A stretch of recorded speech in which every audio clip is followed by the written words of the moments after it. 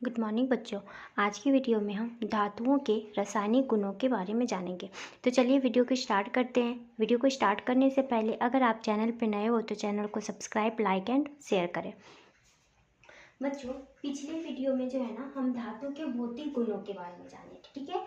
आज की वीडियो में क्या जानेंगे? रासायनिक गुण, ठीक है। तो सबसे पहला पॉइंट आता है कि ये जो धातु है ना किस किस के साथ अभिक्रिया करते हैं। रासायनिक गुण का मतलब क्या हुआ? कुछ न्यू चीज बनाना, कोई न्यू पदार्थ को क्या करना? बनाना। तो देखिए ये जो धातु है ना, सबसे पहला आता है कि धातु जो है ना ऑक्सीजन के साथ ना अभिक्रिया करेगी और क्या बनाएगी?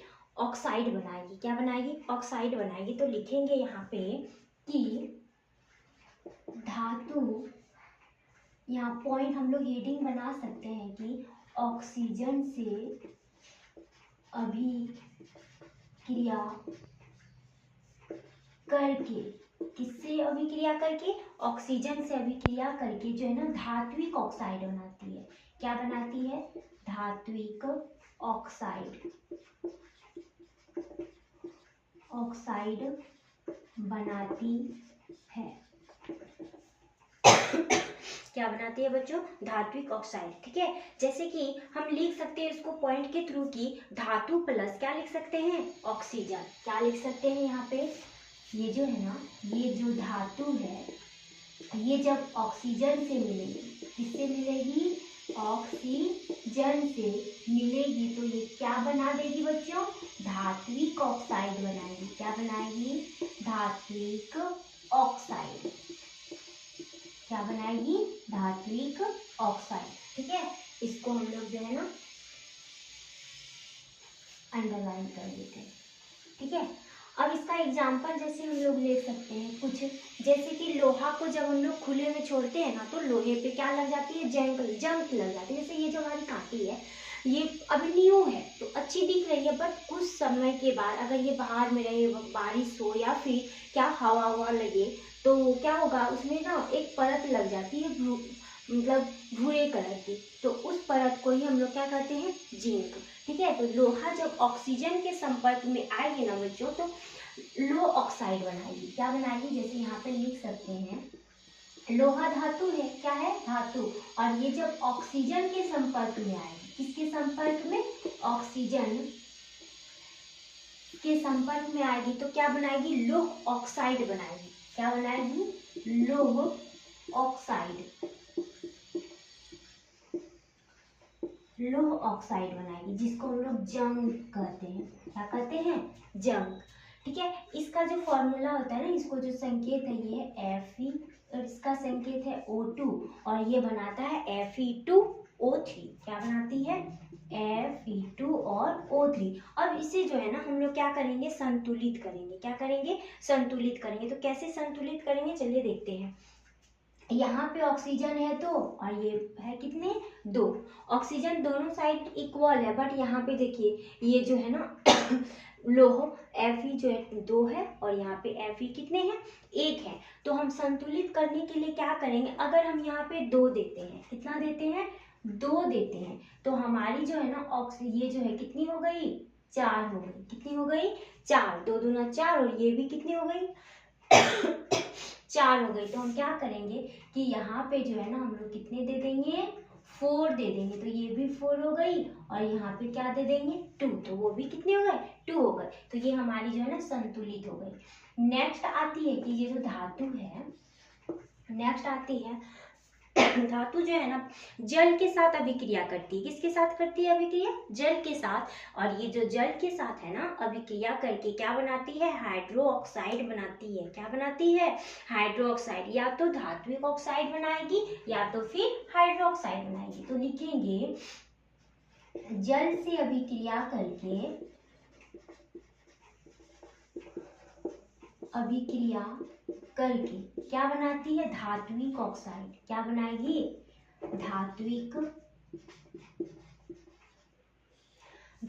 हाइड्रोक्साइड। क्या बनाएगी? धात्विक ऑक्साइड बनाएगी या फिर हाइड्रो ऑक्साइड बनाएगी। धात्विक ऑक्साइड या हाइड्रो ऑक्साइड, ऑक्साइड बनाती है और क्या करती है, हाइड्रोजन गैस भी मुक्त करती है। और क्या करती है, हाइड्रोजन गैस को जो है ना मुक्त करती है, बनाती है एवं क्या करती है बच्चों, हाइड्रोजन गैस को मुक्त करती है।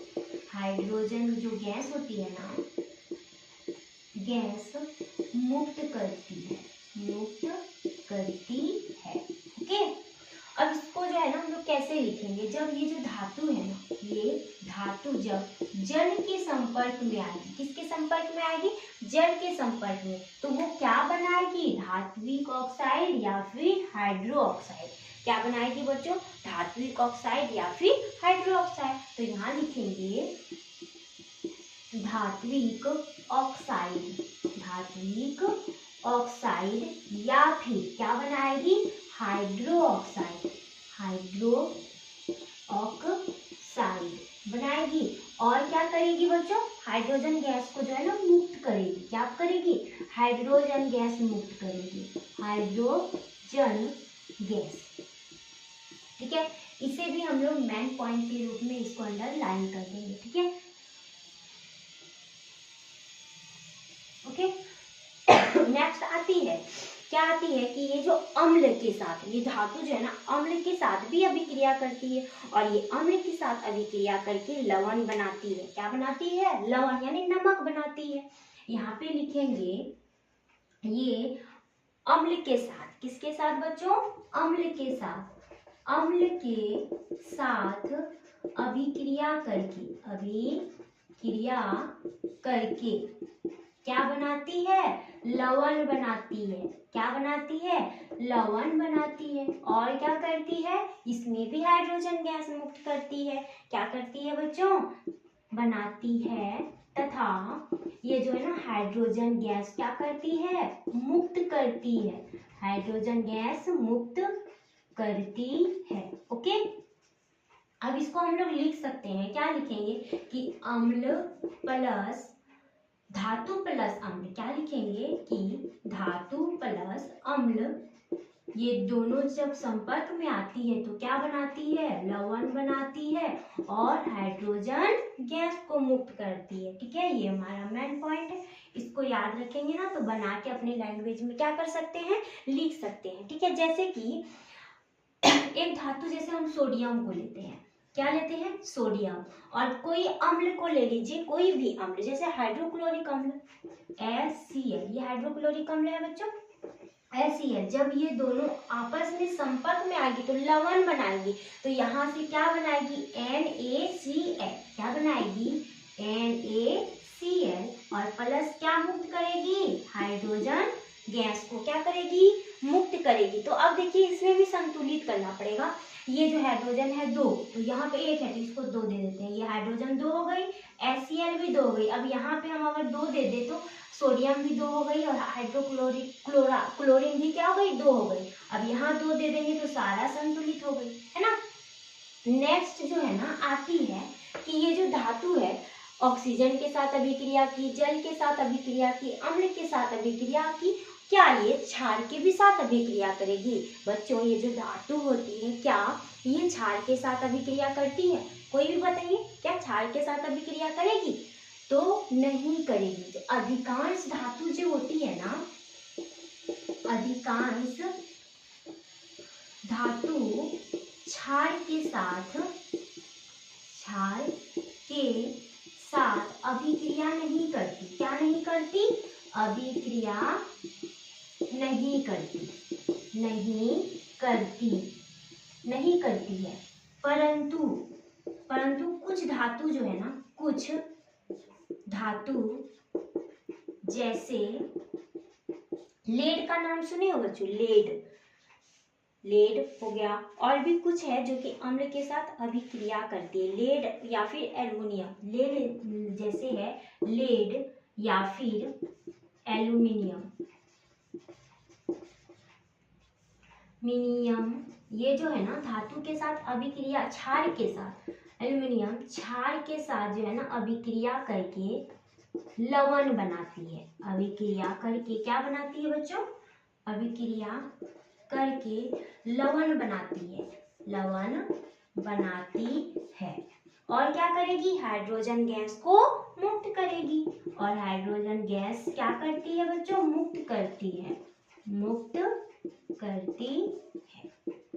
ओके, अब इस पॉइंट को जैसे कि एक एग्जांपल आती है, जैसे कि लेड और एल्युमिनियम के बारे में हम बोले तो जैसे हम लोग यहाँ पे ले लेते हैं NaOH, सोडियम हाइड्रोक्साइड। ठीक है, ये जो सोडियम हाइड्रोक्साइड और जब हम लोग जिंक को के संपर्क में लाते हैं तो क्या बनाती है बच्चों, सोडियम Na2 और Na2 ZnO3 बनाती है। क्या बनाती है, सॉरी O2 बनाती है। क्या बनाती है, प्लस हाइड्रोजन गैस को क्या करती है बच्चों, मुक्त करती है। ये था इसका एग्जाम्पल कि ये जो इसके साथ ये भी लवण है, ये क्या है बच्चों, लवण है। ओके, और ये हमारी क्या है, हाइड्रोजन गैस को क्या कर दी, मुक्त कर दी। ठीक है, ये था जो है ना धातुओं के रासायनिक गुणों के बारे में। ठीक, क्या हम लोग जाने के एक बार रिपीट कर देते हैं, ये जो धातु होती है ना ऑक्सीजन से अभिक्रिया करके क्या बनाती है बच्चों, धात्विक ऑक्साइड बनाती है। और जल के साथ अभिक्रिया करके धात्विक ऑक्साइड या फिर हाइड्रोक्साइड तथा मतलब हाइड्रोजन गैस मुक्त करती है। ठीक है, अब है कि अम्ल के साथ अभिक्रिया करके वो क्या बनाती है बच्चों, लवण बनाती है और हाइड्रोजन गैस मुक्त करती है।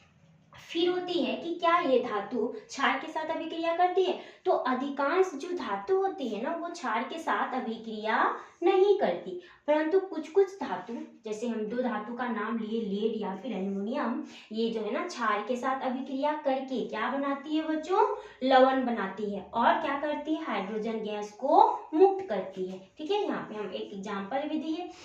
आपको ये वीडियो पसंद आई हो, अगर पसंद आई हो तो लाइक शेयर एंड सब्सक्राइब करें।